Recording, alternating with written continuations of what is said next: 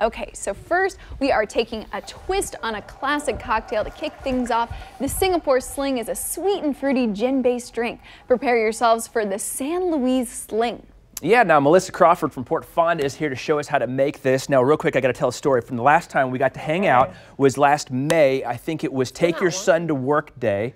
And we were doing a Cinco de Mayo special down at Port Fonda with you. Wonderful. And where does my son come with me when he goes to work with me? To the bar. Oh. To the bar.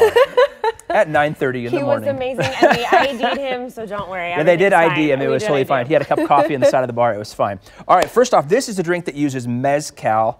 And remind us again, what is Mezcal and what all can we use it for? Because it's kind of a multi-use drink. Absolutely. So Mezcal comes from the agave plant, which all of you are probably familiar with because of tequila. Tequila also distills agave. However, the tequila agaves are only made from one specific variety. There are over 200 varieties of the plant, and that's kind of where Mezcal comes in.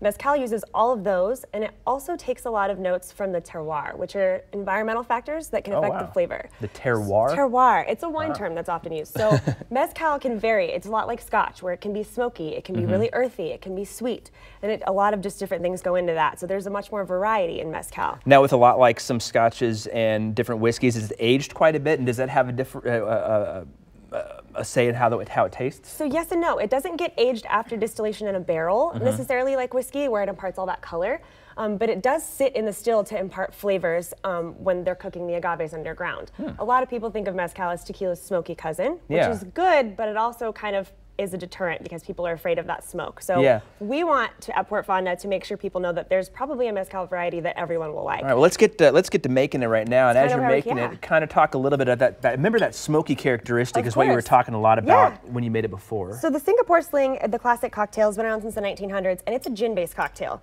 And so, as I said, we're trying to find ways to bring Mezcal to the people. And my beverage director, Seth Goldwasser, had this awesome idea of taking a Mezcal and infusing it with gin botanicals, which is what this guy is here. Okay. So we've put juniper berries, coriander, cardamom, orange peel, all in this. Oh wow. So it's going to have that layer of smoke, but then we also added that layer of the botanicals and the freshness and the brightness. The Singapore Sling itself is a cocktail, though, that is known for being really balanced. So we've got the brightness and the smokiness from that Mezcal and the gin. I just added some pineapple, so you're going to get some sweetness there. Oh wow. Then you're going to get some acidity from lime juice. Okay. And finally, we're going to add just some agave nectar, which is a really good natural sweetener, by the way, if you need an alternative to sugar. I've seen people use that before, Absolutely. It's almost like some of them come almost in the honey type texture, but others are That's a little absolutely bit more what it is, viscous. like very heavy like honey. Yeah. So this is the heavy hitter on this cocktail. It is an herbal liqueur. In the Singapore Sling, it is traditionally called Benedictine, and it's been around for hundreds of years. But this is actually really cool. This is a product out of Mexico called Fernet Valette, and it is a play on a Fernet Branca, which is a menthol-based herbal liqueur. So it's got a little bit of minty notes, but it's got a lot of bitter to it as well. Wow.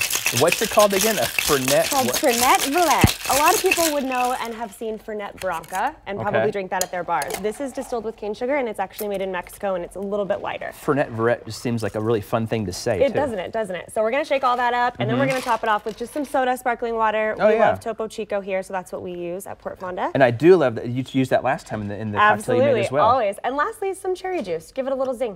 Okay, and what else is going on down at Port Fonda here for 2019? We're just into the new year. Well, we have our Valentine's Day dinner that we do every year. So if you're somebody that's looking for plans last minute, come get a reservation with us for like chocolate for water. Yeah. Or if you're interested in Mezcal, we just announced our newest Mezcal dinner, and that's going to be March 12th. So call and ask. Is it last minute for Valentine's Day already?